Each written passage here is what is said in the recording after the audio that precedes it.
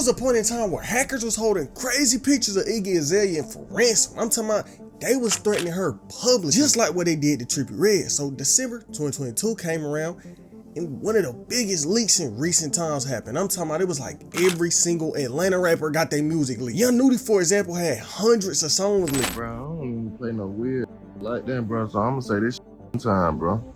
I don't know if y'all don't know, I'm not like other rappers, bro. I'm 100% finna take my time out to find out 100% who exactly is leaking my music.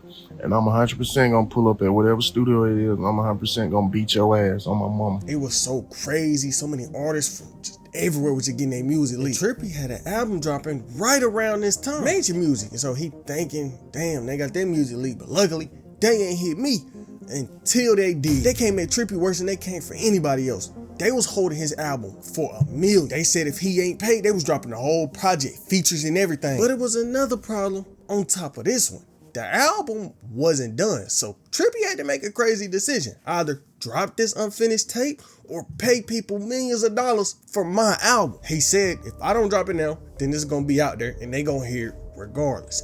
They gonna hear the bad mix regardless. So I'm gonna put out the unmixed version and see what they think. So he dropped the album, and when people heard his song Crazy Train with Travis Scott, they was trolling crazy, calling it Yosemite Part 2, all kind of jokes. Trav went crazy. I think for a nigga that had no setup, nigga turned that whole into a song. It sounded like Trav was in the back closet. He was.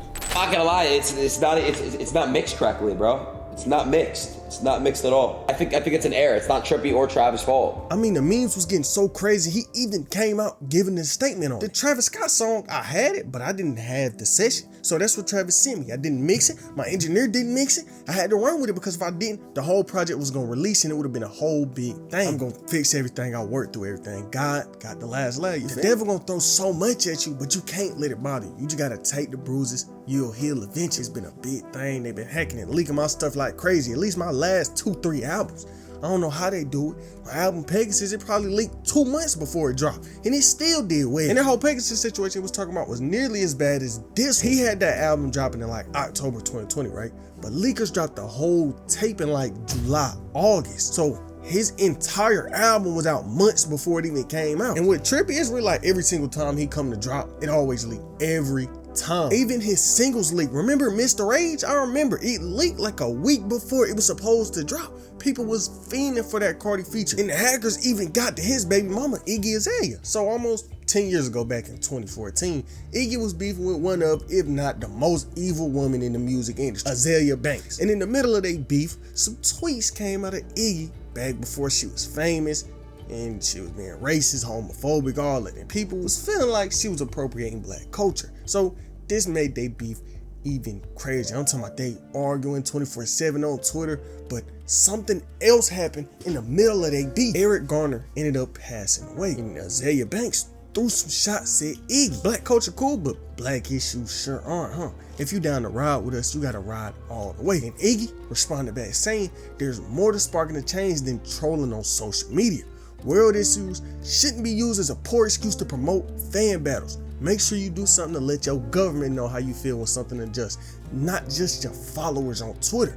Make sure you sign petitions, hit the streets, protest, or donate to groups to help them support and rebuild the community. Also, try not to judge another support or lack thereof solely on if they ranted about it on Twitter or not. That's not right or helpful. The world too hung up on what is and isn't on Twitter. There's an actual world out there. Multiple ways you can promote change. Be mad, but be productive, please. And after this, half the internet was looking at her like she had a point. The other half was looking at her like she was crazy, including a hacker claiming to be anonymous. You are guilty of appropriating black culture, including peaceful protesters and making light of Eric Garner's death. At Iggy Azalea, release a statement apologizing to Azalea Banks and the protesters in NYC within 48 hours. Or else, proof for her X-rated tape will be released. There's an X-rated tape of you, and we bet you don't want that pump. Rewrite at Iggy Azalea. Comply or else. The problem is, why did this tape even exist? It involves a man in the business and the Kim Kardashian-like attempt at fame. And at the time, yeah, people was mad at her, but they realized this was a little too far. People started to come back at this hacker, and eventually they came out trying to backtrack after the whole internet was coming at them. And Iggy came out saying she ain't lose no sleep about none of that. To reiterate, no tape of any kind will be released. Again, we not in the business of adult films. That don't mean we don't have it though. And before they could do anything else, Twitter took the whole account down. The hackers was playing in her face, just like what they did to Swae Lee. So one day Swae posted saying, I got 20,000 for anyone who found my hard drive at LAX this morning. All my songs on there. He basically was saying, I got everything. Songs going back years on that hard drive and I need it. And this call for help ended up getting the attention of somebody, the one who took the hard drive. And so after Swae posted what he did, the one who took the hard drive ended up posting a video himself listening to one of the leaked songs on there because he knew it was gonna get Swae attention. That video wasn't enough though. I get a hard drive back if I can get a picture or a feature with Drake and Swae Lee together. And stop reporting me, you idiots. If they ban me, he won't have a way to get his hard drive back. Look how many fake pages that were made of me. But I'm here for clout. At this point, he really playing Swae Lee face. But where we get crazy is when these two would get on the IG live together. Hold on real quick, I'll show you some. It was in a loose bag, right? Ain't funny no more, hold on. This yours? I got your hard drive, nigga. I'm gonna show you everything that you left in that bag. Definitely selling this shit. That's what I like to see. That's what I like to see. You have these, I don't know why you have these, motherfuckers. You ain't doing shit with these. Stop playing with me. Stop playing with me. What's your ground? What's your ground? Swae Lee hard drive. Follow me right now. All say to follow me. If niggas don't, you can see it in Swae Lee face when he realized the nigga really had everything that was in his bag. The thief, wannabe hacker, whatever you want to call him, was still trying to get some clout at the situation though. He sat and had a whole photo shoot with this man hard drive. But the worst thing is he gonna caption the pic saying what it feels like to be famous. Even though all that did happen, Swae eventually got the hard drive back. Now, did he parent anything? The world don't know. But what the world do know is what happened to the man who was playing with Lil Uzi Vert music. Over the years, it was a man who was leaking all type of music from Ed Sheeran to Lil Uzi Vert, holding all kinds of music for ransom, selling it and everything. But as time went on, bro started moving bad and eventually he got caught. He tried to steal some music from Frank Ocean. And when he got in their Dropbox, Frank Ocean peoples reported him to 12, and it didn't take long for it to get shut down. He got 18 months. A man who obtained unreleased songs owned by several world famous recording artists and sold them in exchange for cryptocurrency has been jailed. It said he made over 130,000 pounds, which equals to 140,000 USD. But they wasn't done with bro though. Adrian was a highly skilled individual who unfortunately saw potential in using his abilities unlawfully. Not only did he cause several artists and their production company significant financial harm, he deprived them of the ability to release their own work. But like I said, they still wasn't done with him. After everything, they ran in his house and took all of that. 7 different devices with hard drive of nearly 1,300 songs from 90 different artists. This nigga pled to 14 counts of copyright offenses, 3 counts of computer misuse, and 3 more different charges. Attorney said cybercrime has no borders and the individual executed a complex scheme to steal unreleased music in order to line his own pockets. And on top of that, this wasn't even the first time Uzi had to deal with some leakers. I know y'all remember that clip from back in the day when the Uzi first blew up. Like I should be slapping out your frail ass. Stand up. Skinny ass nigga. Sit down. What's wrong with you?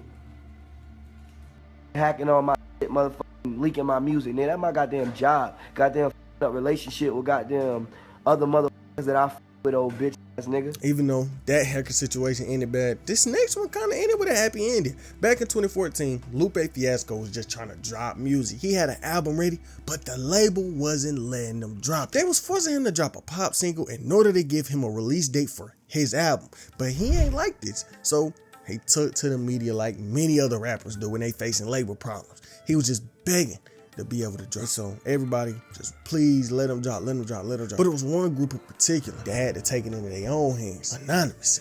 They ain't like what his label was doing. So they hopped online with their own little message to his label. Y'all got 24 hours to present a statement announcing the immediate release of Lupe Fiasco's album. If you don't comply, we'll launch a direct attack against your websites, your associates, your executive, your employees, everybody. And you can guess what happened. Within 24 hours of this tweet, his label all of a sudden decides to give him a release date, and Anonymous was feeling good about it. 4 hours ago, we released a short Twitter ultimatum. We called upon record label Atlantic Records, responsible for releasing conscious rap artist Lupe Fiasco's long-awaited album. We demanded a statement from the label within 24 hours to release a date, or we gon' unleash the complete and utter fury of our collective on their company. 21 hours later, they sent out a short tweet giving the album a release date. This time it can be concluded. We proved our point. We wish that music that's educating the masses to keep being released, we fight for that. Lupe, Mos Def, Common, and others are a moving force behind this conscious rap. This the music we fight for. Sometimes the hackers can do good, but normally that ain't what go down. Usually they just fight with whoever they hacking. Kinda similar to my last video about Coi Leray, where her constant fighting with the internet led to her losing all respect from the hip hop world. And that video is on screen right now.